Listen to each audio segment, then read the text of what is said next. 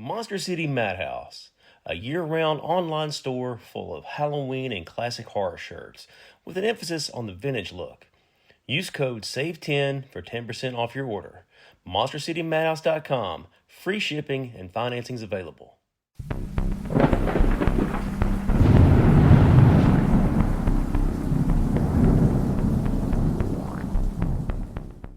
Welcome back to Southern Ghost Stories.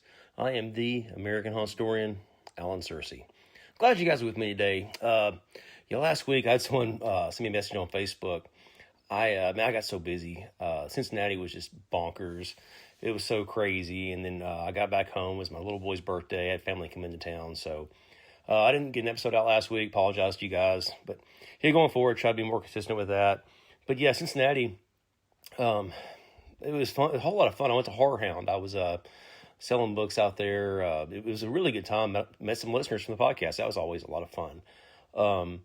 My booth is right across from Mick Foley, Cactus Jack, Mankind, the wrestler. And I've always watched him as a kid wrestling. And he came over to my booth and got a book. I talked to him about Sting and wrestling. And he had some crazy stories from back in his WCW days. And he was a really nice guy. What was really wild, my booth was directly across from Karrion Kross, Killer Kross, whatever. He was in WWE. He was a wrestler too. So on Friday, I was sitting there and I heard like a gunshot go off. And I look across from me, and Kross had like chopped, like the wrestling chops like Ric Flair used to do, chopped this guy in his booth. So a little bit later, I walk over and I said, "Hey man, what just happened?" I said, "Like, you buy a t-shirt, you get a free chop." He started laughing. He's like, "No, the guy bought some shirts," and he said, "Hey, would you mind chopping me?" So Kross chopped in there right there in his booth. I talked to him, I guess, later. It was on Sunday. He and I were packing up. I was like, I said, "Do you always do that?" And he's like, "Really, I don't want to do it. I just felt kind of obligated because the guy was, spent a whole lot of money in the booth buying shirts and stuff. I wanted to, give him an experience." Because I remember hearing Chuck Liddell. I think he choked somebody out or knocked somebody out. He was a UFC fighter. And the person came back and tried to sue him. So it's kind of a hairy situation, but Kross, he had a lot of fun with it. And the guy was really pleased to be chopped by Kross. And Kross told me that he got it on video, the guy requesting to be chopped. So if the guy did come back and try to sue him, he was protected. So I thought that was pretty smart. But it was a lot of fun. Met a lot of cool people. I met John Carpenter has his own comic book line. Met the people from there. Met Sandy, his wife. I was just around a whole lot of people. I didn't really see Matthew Lillard, Skeet Ulrich. They were another part of the building, but it was a lot of fun. And Cincinnati's always a good time. It's a big town. It's kind of like Nashville. It's no river town. I got to enjoy Skyline Chili. It's kind of those things, you either love it or you hate it. But I got some Grater's ice cream. It's hard to get in Nashville. But yeah, so I guess going with the podcast, instead of me just rambling about Cincinnati, you guys know I have a book called Ghost Stories in Graveyard Tales, New Jersey. Years ago, I went to Philadelphia for work. And while I was up there, I explored Philadelphia. And I wound up doing a Philadelphia book. I was up there 2 summers in a row for work. And I just documenting the haunted history of Philadelphia. The book's called Southern Ghost Stories Philadelphia, which is another story in itself. When I first started writing the books, my first, 5 or 6 books are all about Middle Tennessee. So I adopted the title Southern Ghost Stories, and then Southern Ghost Stories Franklin, Southern Ghost Stories downtown Nashville, just whatever. I went to Louisville, Southern Ghost Stories Louisville. Louisville, it's South, Midwest, kind of borderline. Either way you go, it could still pass for Southern Ghost Stories. Well, the next book I did was Philadelphia because I was up there for work. So I was kind of pigeonholed myself with the Southern Ghost Stories title. So I did Southern Ghost Stories Philadelphia. And unless you're in Maine, Philadelphia is not in the South. So I remember I was talking to this bookstore owner, and he's like, just the name kind of confuses people. It kind of, it's contradictory. I'm like, yeah, I get it, man. So going forward, what I did was I did Ghost Stories and Graveyard Tales if I wasn't in the South. So like Ghost Stories, Graveyard Tales, Chicago, Ghost Stories, Graveyard Tales, St. Louis. So long story short, or short story long, when I was in Philadelphia, I stayed in Camden, which is right across the river, a couple times. And there's a lot of history in Camden. It's kind of like just a suburb of Philadelphia. And there's a lot of true crime, a lot of wild, weird stuff there. But New Jersey has so much history. The Revolutionary War, the Battle of Princeton.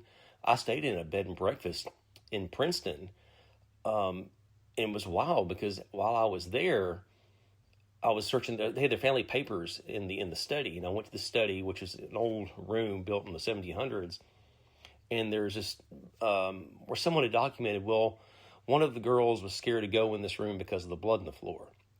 So I got the lady who oversaw the house, and I went to the room in question, and I noticed there's a big rug right in the middle of the room. So I asked her, I said, would you mind if I pulled the rug back? And so I pulled the rug back, and right there by a window, you can see like this big splotch of just maroon, dark red. And the house was it was a hospital for the Hessian soldiers during the Revolutionary War.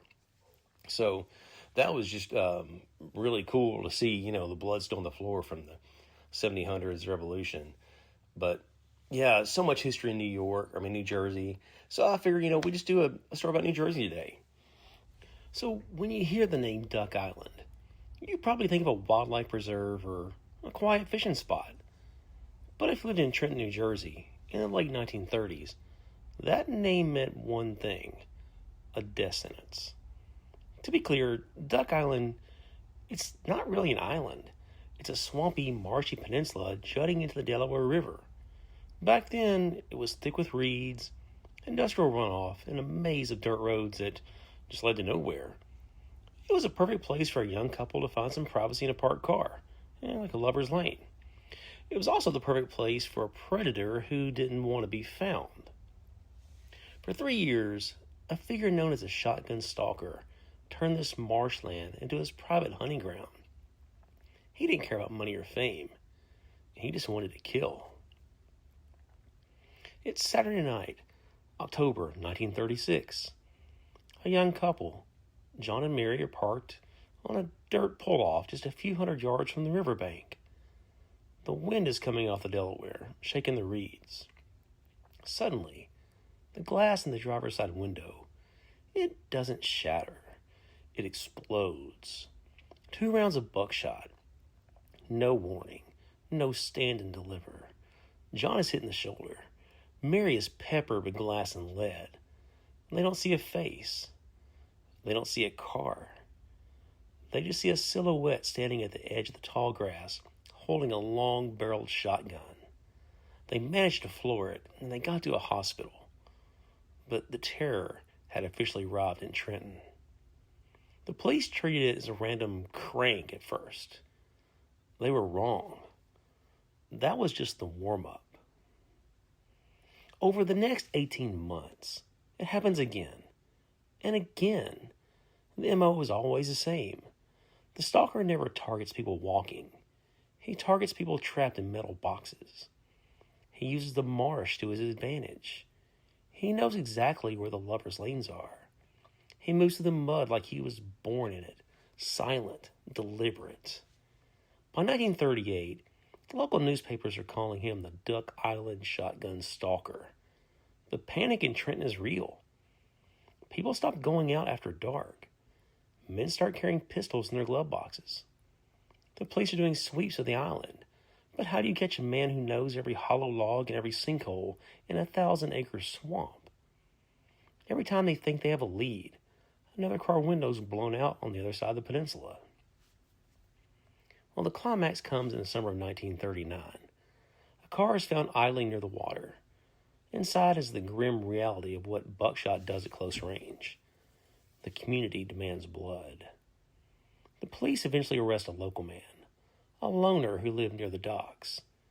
They interrogate him for hours. And finally, they get a confession. Case closed, right? Well, not exactly. The quote-unquote confession, it was full of holes. He couldn't describe the weapons correctly. He didn't know the dates of the attacks. But back then, a signed paper was enough to send a man away. They locked him up, and curiously, the attacks on Duck Island stopped. But the question remained. Did they catch the stalker? Or did the stalker just decide he was finished? If you go to Duck Island today, it's a graveyard of industry. It's dominated by a sewage treatment plant, a power station, and a rusted-out warehouse.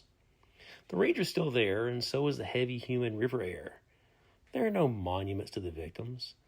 The city of Trenton seems to have scrubbed the stalker from its official history, but the story lives on in the dive bars and the people in the older neighborhoods.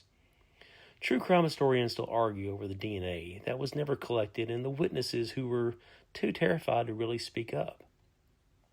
The stalker represents a very specific kind of Jersey horror. The idea you're never as alone as you think you are in the dark. So if you ever find yourself on the south side of Trenton, near the banks of the Delaware as the sun's going down, take a look at the marsh. Look for the silhouette of a man in a long coat moving through the mud with heavy weight in his hands. You probably won't see him, but then again, neither did his victims. Until it was too late. So there's all kinds of wild true crime tales in New Jersey, and I found another one I kind of wanted to talk to you guys about. Most of the stories we cover on this show involve killers hiding in the shadows. But today's subject, he didn't hide. He worked in broad daylight, funded by the state, and he was cheered on by the medical elite. We're talking about the Trenton Psychiatric Hospital, specifically the era between 1907 and 1930.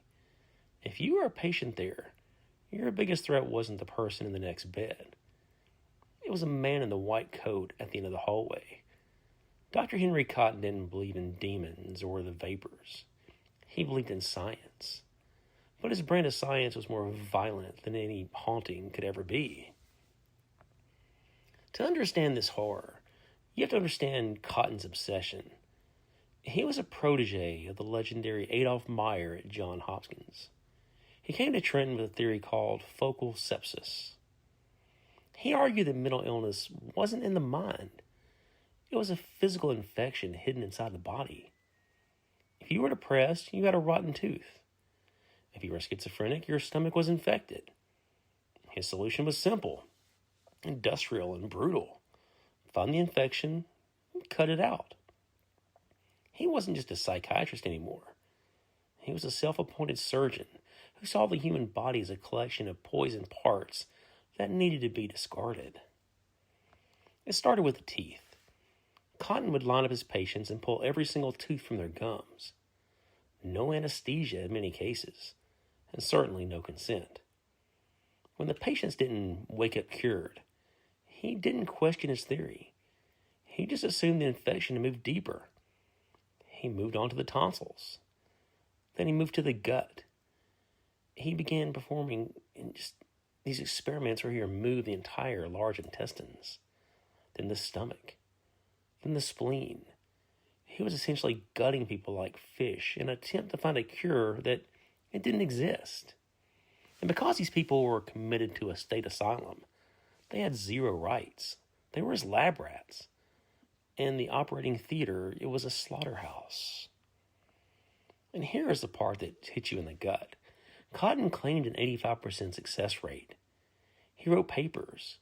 He gave speeches, and he became a global superstar in the medical world. But in 1924, a brave woman named Phyllis Greenacre was sent to audit his work. And what she found was a nightmare. The patients weren't being cured. They were dying. The mortality rate for his major surgeries was nearly 45%. People were dying of sepsis and shock just days after he hacked them open. When Greenacre tried to blow the whistle, the medical board, and even her own mentors, they shut her down. They liked Cotton's results too much to care about the bodies piling up in the hospital cemetery. And Dr. Cotton eventually died of a heart attack in 1933. Still widely respected. It took decades for the medical community to admit that he was effectively a serial killer with a medical license. And if you visit the Trenton Psychiatric Hospital grounds today, the Kirkbride building still stands. It's a massive, decaying Victorian structure that looks like something straight out of a nightmare. Urban explorers talk about hearing screams or seeing shadows. But you don't need ghosts to make that place scary. You just need the records. You need to look at the thousands of unmarked graves of people who went looking for help and then left in pieces. Dr. Cotton's story is a reminder that the most dangerous people, they're not the ones lurking in the woods with a shotgun. Sometimes they're the ones we trust to fix us. So, This is Southern Ghost Stories, right? So we're talking some ghost stories. I got to give you guys a ghost story before we get out of here. And researching my book, Ghost Stories from Graveyard Tales, I found something that just kind of blew me away. It was really fun. And it's the story of the Lady in White.